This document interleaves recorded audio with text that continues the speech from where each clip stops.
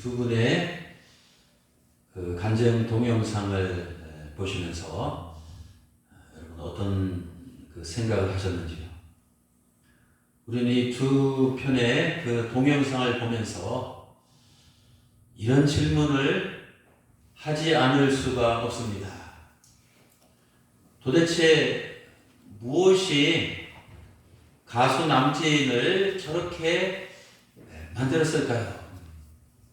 도대체 무엇이 무신론자인 이어령 박사를 저렇게 만들었을까요? 이 질문에 대한 이 정답은 딱 하나밖에 없습니다. 둘도 아닙니다. 여러분, 그것이 무엇인지 아십니까? 그것은 그분들에게 이 하나님의 은혜, the grace of God, 이 하나님의 은혜가 임했기 때문입니다. 제가 지금까지 학교에서 학생들을 가르치고 또 목회를 하면서 경험하고 이 깨달은 한 가지 사실이 바로 이것입니다. 하나님의 은혜가 사람들에게 임하면 이 변화가 일어납니다. 뭐 그 사람이 가방끈이 긴 사람이든 짧은 사람이든 상관없습니다. 그 사람이 세상에서 얼마나 유명한 사람이든 또 그렇지 못한 사람이든 상관없습니다. 또 그 사람이 엄청난 이 부자이든 또 아주 가난한 사람이든 상관없습니다. 또 그 사람이 나이가 많은 사람이든 어린아이든 상관없습니다.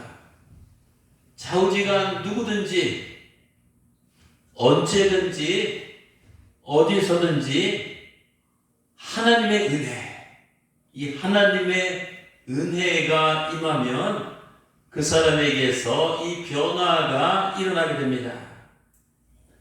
하나님의 은혜가 임했을 때 핍박자였던 사울이 전도자 바울로 변했습니다. 마찬가지로 하나님의 은혜가 임하니까 가수 남진이 장로 남진으로 변했습니다. 또 무신론자였던 이어령 박사가 저렇게 대중 앞에서 이 주님을 전하는 이어령 전도자로 변했습니다. 여러분, 어떻게 이런 일이 가능할까요? 주님께서 마태복음 19장 26절에서 말씀하셨습니다. 사람으로는 할 수 없으나 하나님으로서는 다 하실 수가 있느니라. 아멘. 그렇습니다. 사람은 사람을 변화시킬 수 없습니다. 하지만 하나님은 사람을 변화시킬 수 있습니다. 이 하나님의 은혜가 임하면요, 우리가 생각할 때는, 인간이 판단할 때는 도저히 변화될 수 없는 사람들도 변화가 되는 것을 보게 됩니다. 저는 예전에 한국의 최고 지성인이라고 불리던 이어령 박사가 이제 기독교에 대해서 아주 신랄하게 비판하는 글들을 접한 적이 있습니다. 그는 자기 지성이 세계에 갇혀서 영성 세계를 보지 못했습니다. 자기가 아는 지식으로 철저하게 무장하고 둘러싸인 그런 사람이 예수님을 믿고 변화된다는 것은 불가능한 일처럼 생각되었습니다. 하지만 그에게 이 하나님의 은혜가 임하니까 그의 눈이 열리고 그의 귀가 열리고 그의 마음이 열리고 그 열린 그 속으로 이 주님이 그 영혼 속으로 들어가셨습니다. 그분의 간증을 들어보면 이런 이야기가 나옵니다. 예수님을 잘 믿는 이 딸을 따라서 미국에 있는 어느 이 교회를 참석을 했습니다.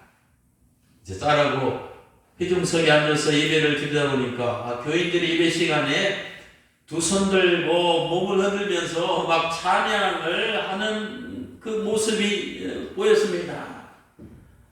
그 이혜령 박사는 거기서 말하기를 자기는 이 기독교인들의 그런 모습을 볼 때마다 아주 혐오스러울 정도로 너무 싫었답니다. 닭살이 돋는 것 같고 뭐하는 사람들이야? 응? 그런데 옆에 있는 사랑하는 자기 딸이 보니까 딸도 남들처럼 하면서 이 찬양을 하고 있는 것이 아닙니까? 그럼 딸을 쿡 찌르면서 이렇게 말했습니다. 야, 우리가 그래도 지성인인데 이게 뭐냐? 그때 그 딸이 아빠에게 이렇게 말했습니다. 아빠, 우리 안에서 이 기쁨이 넘쳐서 그러는 거야. 기쁨이 넘쳐서. 여러분들은 오늘 예배할 때 이런 기쁨이 있습니까? 저는 설교 준비할 때도 기쁘고 외칠 때도 기쁘고 여러분이 은혜 받는 모습 또 보면 기쁘고 또 이 신앙생활하는 전체가 다 기쁩니다. 아빠, 예수 믿고 은혜 받고 변화되면 이렇게 기뻐서 그러는 거야. 하지만 그 당시 이혜령 박사는 교인들이 손을 들고 이 찬양하는 모습과 이 딸의 반응이 잘 이해가 안 됐습니다. 기독교인들은 뭔가에 홀려있는 이 광적인 집단처럼 보였습니다. 이처럼 성경을 비판하고 기독교를 폄하하며 하나님의 존재를 부인했던 그가 어느 날 세례받고 새 사람으로 변화가 되었습니다.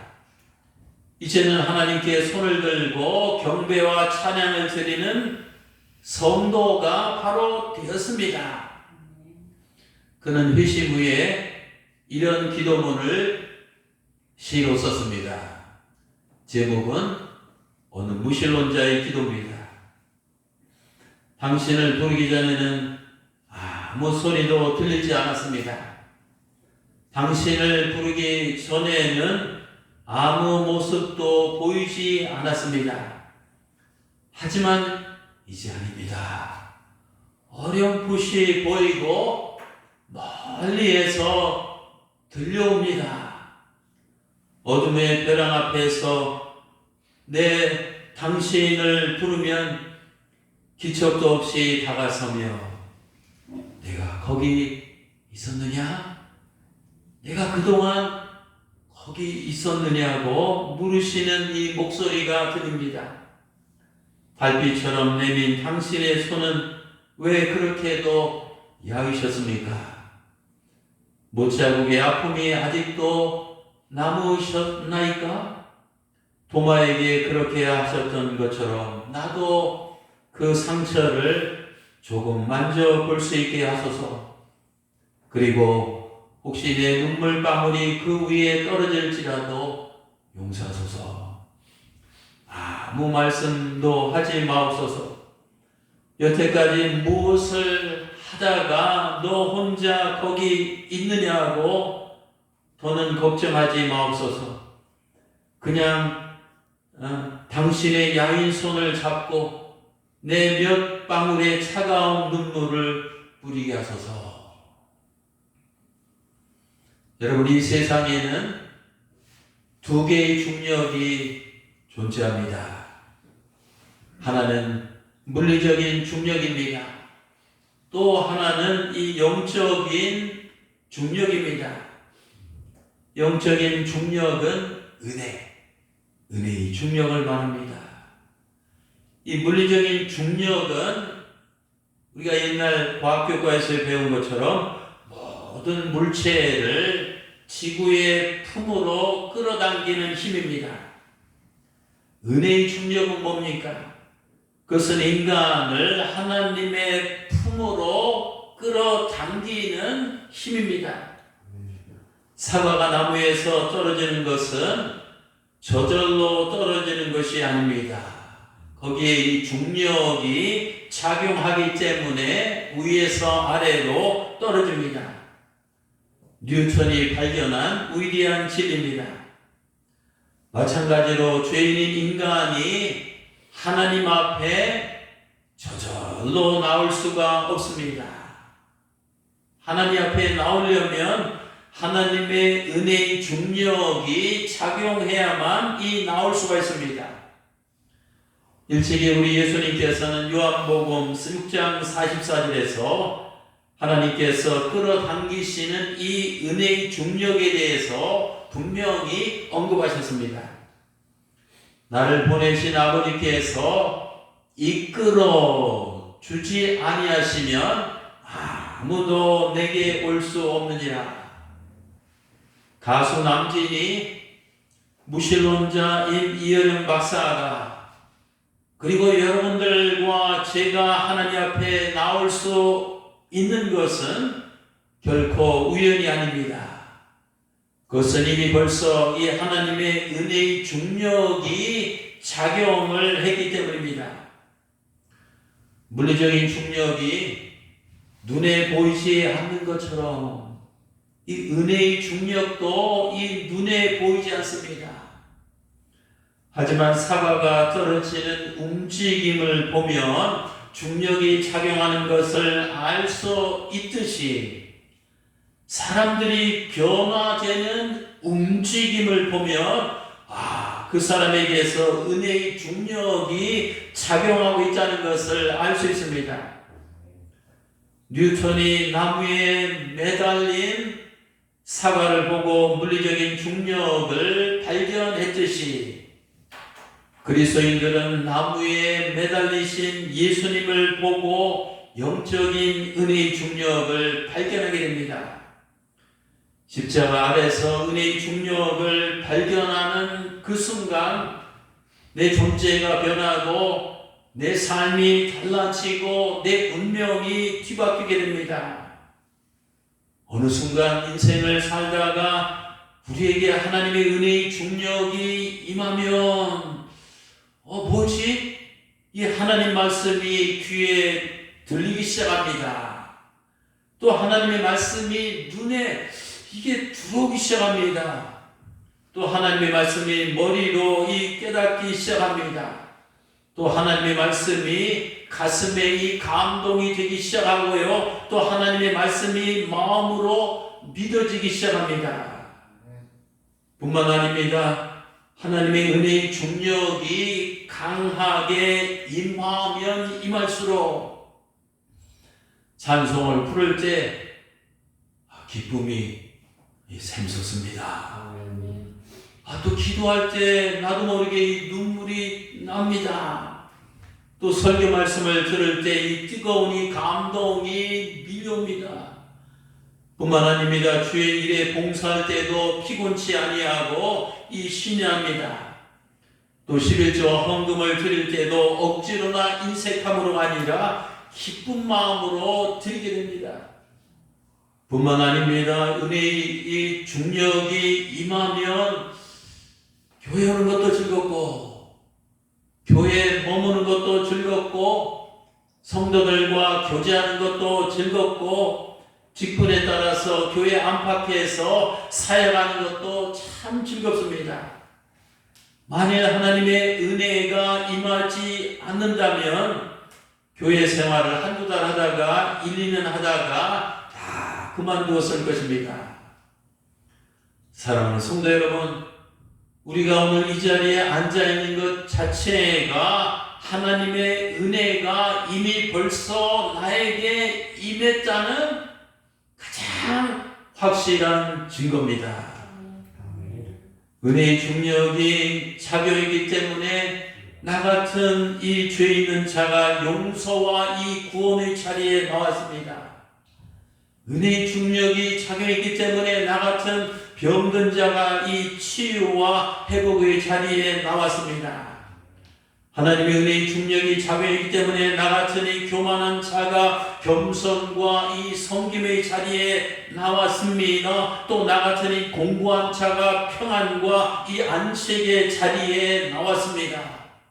하나님의 은혜의 중력이 작용하기 때문에 나 같은 이 저주받은 자가 영생과 이 천국의 자리에 이렇게 나올 수가 있는 것입니다. 사실 나는 그럴 만한 자격도 안 되고 그럴 만한 능력도 안 되고 그럴 만한 조건도 안 되는 사람입니다. 그럼에도 불구하고 나에게 이 모든 것을 허락하신 것은 이 모두가 다 하나님 아버지의 은혜입니다. 바울은 고린도전서 15장 10절에서 이렇게 고백합니다. 나의 나 된 것은 다 하나님의 은혜로 된 것이로다. 오늘 본문에서 사도 바울은 에베소 교회 성도들에게 이 사실을 이렇게 전하고 있습니다. 에베소 2장 8절입니다. 너희는 그 은혜에 의하여 믿음으로 말미암아 구원을 받았으니 이것은 너희에게서 난 것이 아니요 하나님의 선물이라. 오늘 이 말씀을 보면 우리가 하나님의 자녀로 거듭나서 변화되기 위해서는 반드시 필요한 이 세 가지 중요한 단어가 언급되어 있습니다. 어떤 단어냐면 은혜와 믿음과 이 구원이라는 세 단어입니다. 이 세 단어가 언급된 이 순서를 주목하시기 바랍니다. 첫 번째 순서는 은혜입니다. 너희가 그 은혜에 의하여, 즉 하나님께서는 영생이라는 선물을 주시려고 하는 자에게는 맨 먼저 은혜를 베풀어 주십니다. 두 번째 순서는 믿음입니다. 믿음으로 말미암아. 먼저 하나님의 은혜가 내게 임하면 그 다음에는 이 믿음이 나도 모르게 생깁니다.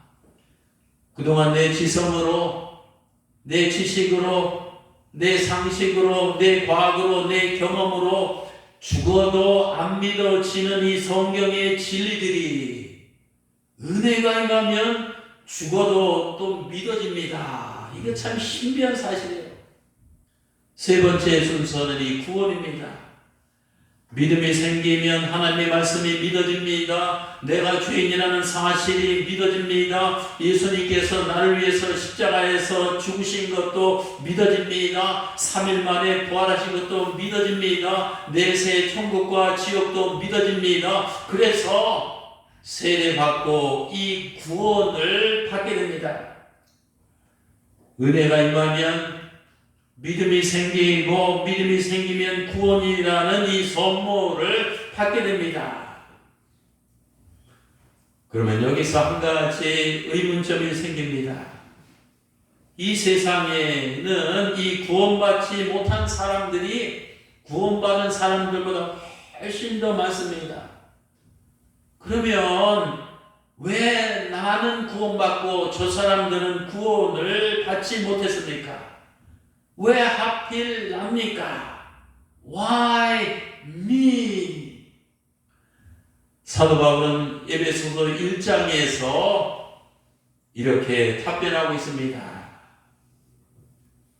창세전에 그리스도 안에서 우리를 택하사 우리로 사랑 안에서 그 앞에 거룩하고 흠이 없게 하시려고 그 기쁘신 뜻대로 우리를 예정하사 예수 그리스도로 말미암아 자기의 아들들이 되게 하셨으니 이는 그가 사랑하시는 자 안에서 우리에게 거저 주시는 바 그 은혜의 영광을 찬송하게 하는 것이라. 우리는 그리스도 안에서 그의 은혜의 풍성함을 따라 그의 피로 말미암아 속량 곧 죄사함을 받았느니라. 오늘 이 말씀에 보면 택하셨다는 말이 나옵니다. 택하셨다.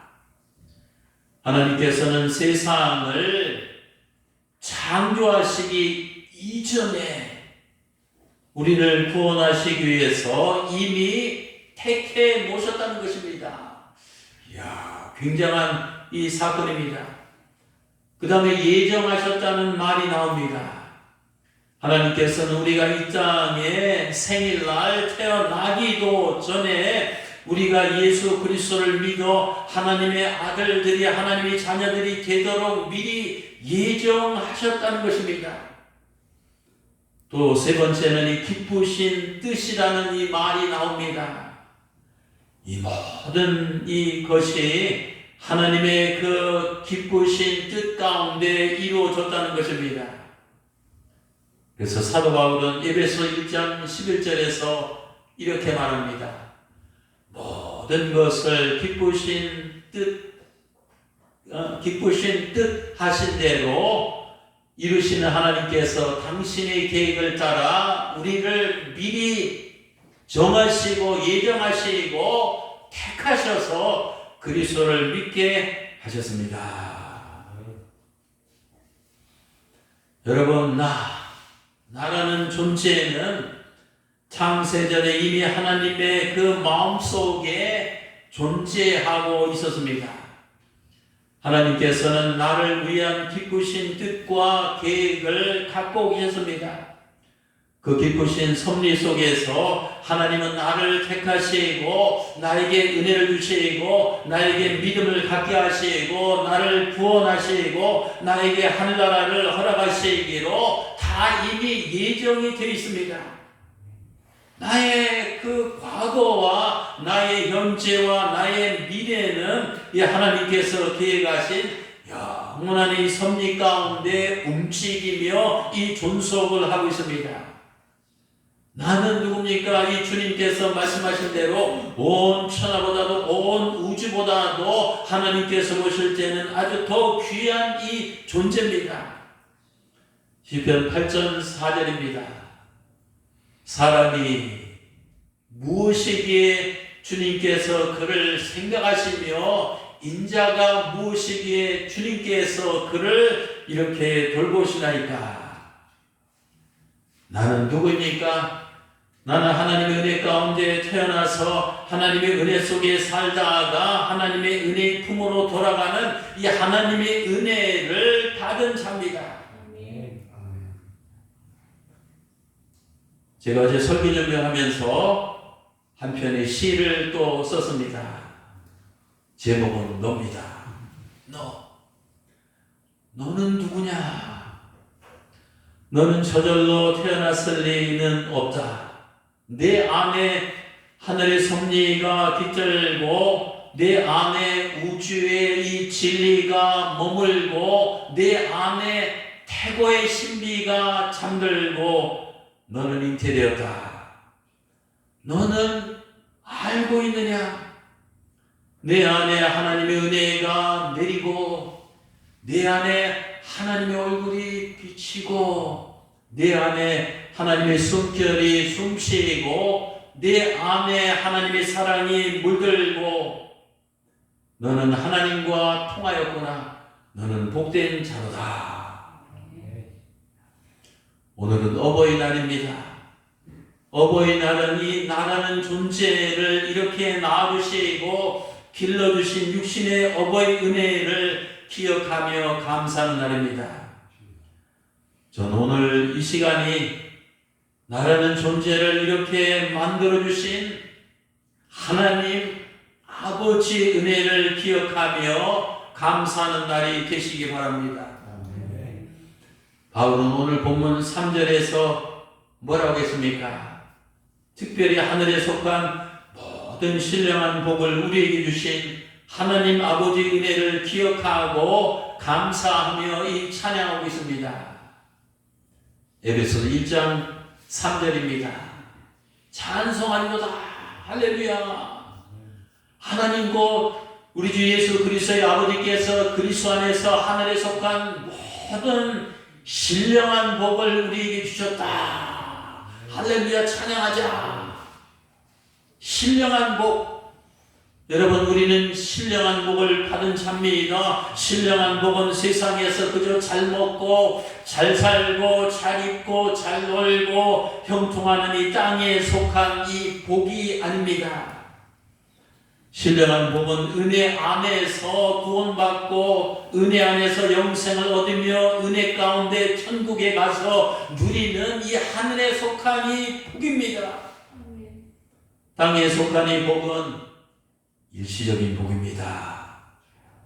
곧 사라질 복입니다. 하지만 하늘에 속한 신령한 이 복은 영원한 복입니다. 아무도 빼앗아 갈 수 없는 복입니다. 신령한 복을 받은 자가 진짜 축복을 받은 자입니다.